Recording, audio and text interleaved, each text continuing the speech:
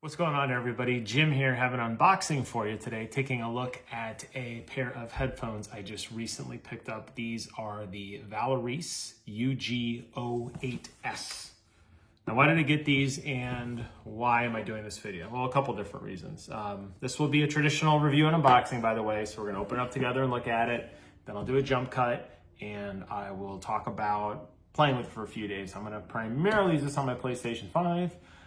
But it says it does support Nintendo Switch and PC, so I might dabble in those as well, but I'm primarily getting it for my PlayStation. You're probably asking yourself, if you're new to the channel, you might not be asking yourself, but if you've been around for a while, you're like, well, geez, Jim, you spent an awful lot of money on a pair of high-end equipment, and that is correct. I am running some very, very high-end tech, but I've realized over the years and talking with my friends that I don't do a good enough service of talking about some of the more price-friendly headphones. And these definitely won't break the bank. I think these are about 50 bucks. So these are definitely something that is much more competitive along the lines with the Astro, like A30s or the A10s. Much more compatible, much more price comparison to the Xbox Live headset or even the updated PlayStation headset. So I wanted to kind of see like if industry could kind of keep up with those. Another thing I really like about this is they support Bluetooth. And I'm curious, I know the PlayStation 5 does not support Bluetooth, but I'm curious to see what kind of fun things I can get into. And as I just like to review headsets, I figured, hey, Black Friday, these weren't very expensive. Let's give them a whirl. So first things first, we're gonna open it up together and then we're gonna take a look at the contents. And then, like I said, we'll go ahead and jump cut after. So inside, you got a standard pair of headphones here with a little warranty card here. Lifetime warranty. Basically, if you need anything, just email them with your order number and they'll put you on basically the warranty list.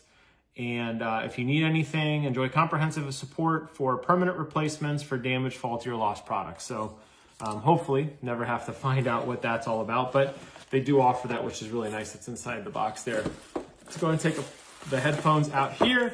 We'll take a look at them together. We'll talk a little bit about the build quality, and then we'll see what else is in the box. I don't think there's very much else in there. All right.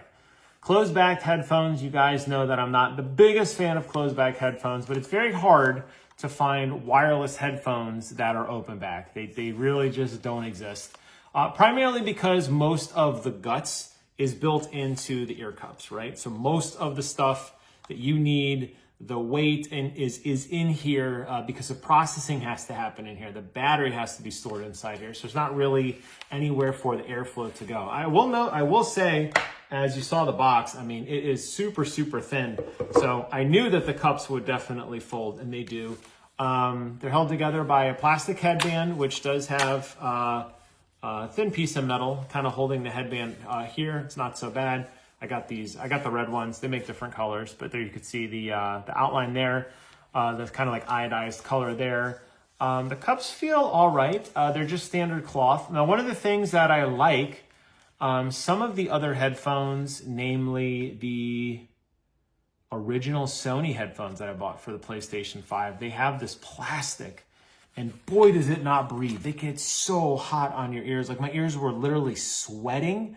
And then as time went on, and I saw this a lot in my PlayStation 4 headset with the band across the top, same material though, it starts to flake and crack off and you get little black pieces in your ear and all around your hair.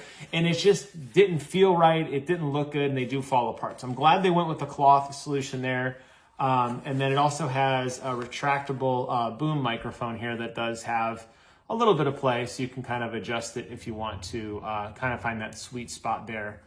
On the bottom here, it looks like you have your pretty standard power buttons. We'll go through the manual in just a second. Probably the big question is, how do they fit my shrinking head? And they fit just fine. They don't tug. I am wearing a hat, but they don't tug at all on my jawline. The clamp pressure is not like a pair of Sennheisers. You will put these on and they will instantly work.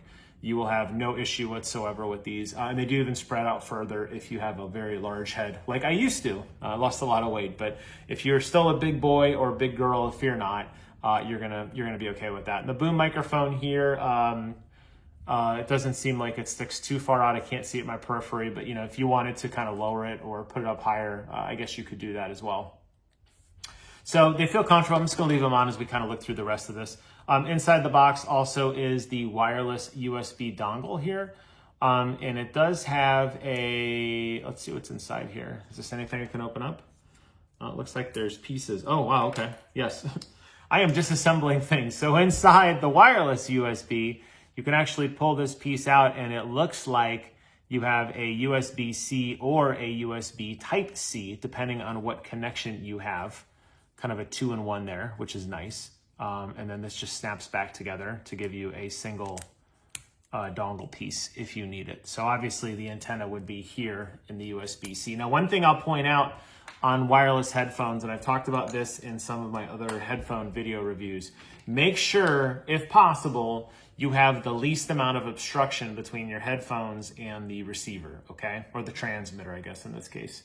Don't put this behind your console. If you can place it in the front of your console so you're directly line of sight with it. Bluetooth, unfortunately, gets a little wonky, especially if you're on the back side of a console, pushing the signal through all that electronics to your ears. It is prone to cut out, so put it on the front end if possible. And if you are using it for a PC, well, you have plenty of USB ports that you can use there. And it looks like there's a little USB light here on the end to see if you're connected. So that's what's in the box. I assume there's a manual or some cable underneath it, and there is both tucked underneath here, and pretty no-frills packaging. Doesn't bother me at all, honestly. I feel like a lot of times I'm opening boxes for half an hour to get to my stuff. Inside the packaging, you're gonna get a charging cable. This is a USB Type A to USB Type C, which I am going to guess, I didn't even look, but I am going to guess, yep. We'll go through the ports again in a moment, but there is a USB-C here to charge this wirelessly. You also are provided a 3.5 millimeter, that is a tip ring sleeve connector, TRS. And this is for, on these wireless headphones, a lot of times if the battery dies, you can still at least use them as standard headphones. So here you're gonna be able to at least, is that sand in there? Oh, they're just rubbing together. It sounded like there was sand in them. I'm like, what kind of headphones are these? There's no sand in there. You're gonna be able to use them with,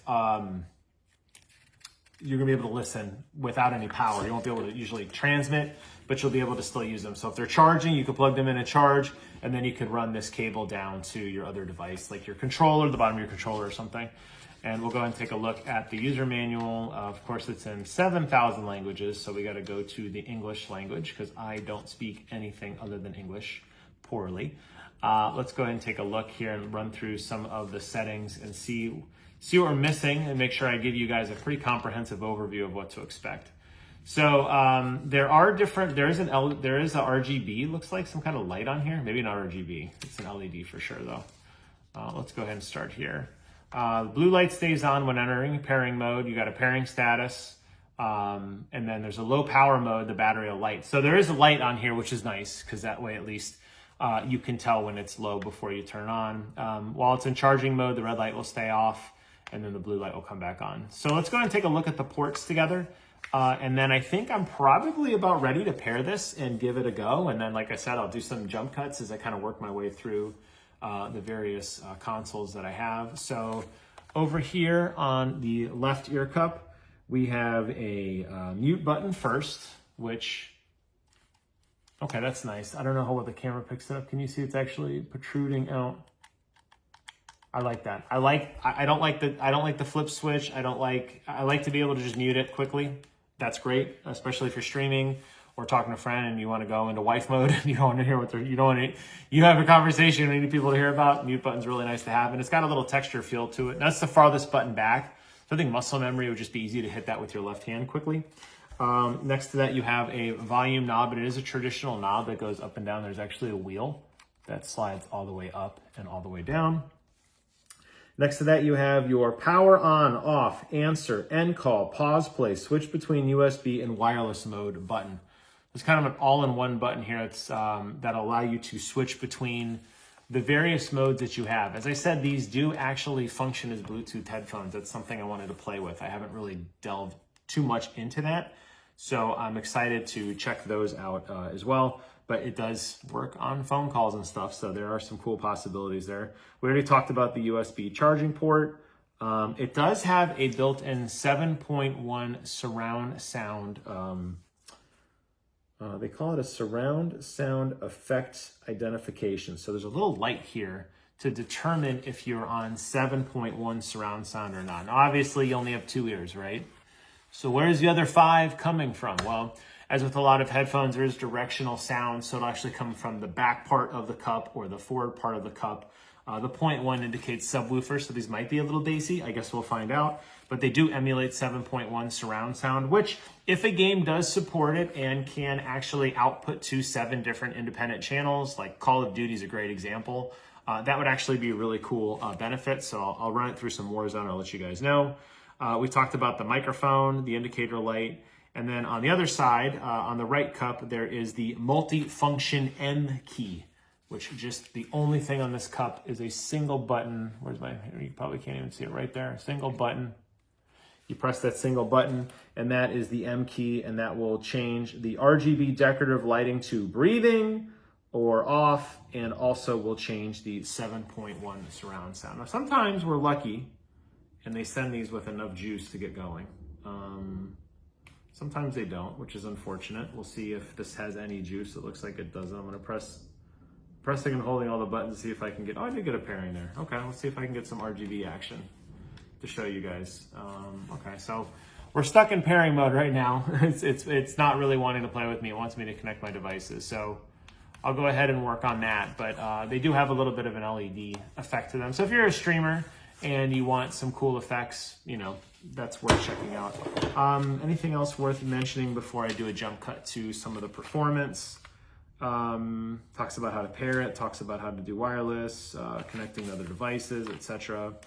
No, I don't really see anything here else. So that's just the first look at these. What I will do is I'm going to do a jump cut now. I'll report back in a few days. I'm going to take a look at this and run it through its paces. I'm going to run it through my PlayStation 5. I'm going to run it through a couple games. I'm going to check it out on my cell phone, and I will report back to you. For you guys, it'll be instant, but for me, it's a few days worth of hard work and editing. So with that, I'm going to stop it here and take it away, Future Jim. All right, so it's been about a week since I've been rocking these headphones. A couple things I want to point out. They're not RGB. I said RGB originally, they're not. These are just red. They do make different colors. I went back and looked on the website. It kind of makes sense. You got the red iodized color here, so it makes sense that the light is red. The microphone, though, is blue. So I did run them through their paces, and after about a week, I gotta say I'm actually pretty pleasantly surprised. You know, I'm not a big fan of closed back headphones. I prefer to have my ears breathe a little bit, but these didn't really get as hot as I thought they would. I don't know if it's because a lot of times with headphones on the cup on the inside, they're usually using like a heavier plastic. Like go back and look at the launch PlayStation 5 headphones. They were all heavy duty, thick plastic. This is cloth, so it does breathe a little bit more on the sides than traditional closed back headphones where they're basically clamping a heavy piece of impenetrable plastic to the side of your head. So these did breathe a little bit better than my other headphones. Now, they didn't have the same warmth of sound as a pair of open back headphones, but honestly, that makes sense because these are on the cheaper side. Not to take away from it, it's just a different sound profile. But honestly, in playing games, and I put it through its paces, I played a lot of Stellar Blade, I played Call of Duty Black Ops 6, at least the Warzone variant of it. I checked out Alan Wake, the original Alan Wake. Trying to find different games that had like more treble, more bass, that kind of thing. They held up. And the crazy thing is, like, these things just last. I kept like trying to run them dead, talking to my friends, leaving the volume on, like playing YouTube videos and like doing something on the other side of the room, like working on Legos or something, and just letting these things run, and they're still going. I'm kind of waiting for this video for them to finally like, drop off. This battery will last you a very, very, very long time. In terms of the sound quality with like 3D audio or the feel of them, I'm playing a loop of music in the background. That's why I have them on. I don't know if you can hear. You probably can't hear it. The microphone doesn't pick it up that well. In terms of the 3D audio setup, at least on PlayStation 5 Pro, it actually sounded good. It doesn't sound as good as the official PlayStation headphones. I don't know if they ever would, honestly. Basically, you go through a calibration where you have to adjust 7 different sound levels. And you're trying to adjust it. I could tell where these kind of maxed out. You're supposed to hear sounds like going way over your head, right through your ears, or more like through your chest or like your stomach. I didn't have that as much with these. It was kind of more in the middle. Didn't ruin the quality though. And these are actually nice. I feel like these could be nice daily drivers on travel for me because they are so flat and compact and super lightweight, and the battery lasts forever. Like if I charged these and took them on the road with me, there's no way I would drain a charge. No way. So for that, I really do like them, and I think they're good. So if you're interested in getting something and you don't want to break the bank, and you're looking for a nice set of headphones that does everything. It's got the simulated 7.1 if you want it. It does work with 3D audio. It could accept obviously multiple inputs. It's got the Bluetooth function on if you want to switch over from game audio to make a phone call, or if you want to listen to music through your phone through these, you could do that as well. Very, very versatile headphones. I do like them. Would I recommend them? Yes, considering the price point. I think they enter into that sweet spot where they're better than entry level, but you're not getting the high quality stuff, but you're also not paying that like faux quality either. Do you know what I mean? Like, I think they're competitively priced for what they are, and I think you should check them out. All right, so that wraps up my review of these headphones, the UG08S. I will post a link in the description below. I don't make any money from these things. I buy things, I like to review them. They're fun for me. So if you're interested, check them out, or go Google them yourself. So there's no like hidden affiliate link. I don't have any of that crap. I'm just a fan of audio. I will put this in my audio playlist. And if you do check them out, let me know what you think in the comments below. Thank you guys so much for watching. Take care of yourselves. And until next time, I will see you guys on the other side. Bye-bye.